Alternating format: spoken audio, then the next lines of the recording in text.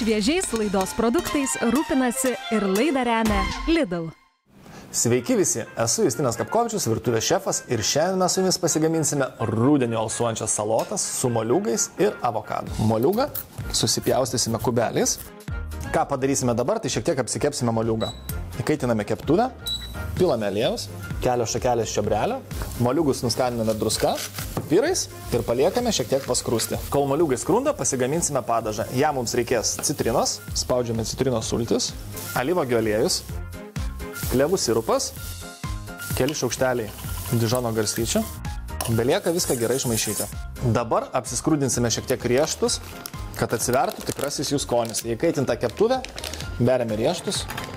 Kol riešutai skrunda, pasiruoškime salotas. Salotą susiplėšame, apšlakstome keliais šaukštais mūsų paruošto padažą, salotas įtriname padažu. Susipjaustėme avokadą, išdėliojame salotas, išdėliojame moliūgą, keli šaukšteliai skrudintų riešutų, apšlakstome mūsų pagamintų padažą, keli lapeliai kalendras ir galime skanauti mūsų rudeniu alsuojančias salotas. Šiandien tiek, o su manim susitiksite jau rytoj. Šviežios idėjos su Lidl per TV3. Šviežiais laidos produktais rūpinasi ir laidą remia Lidl.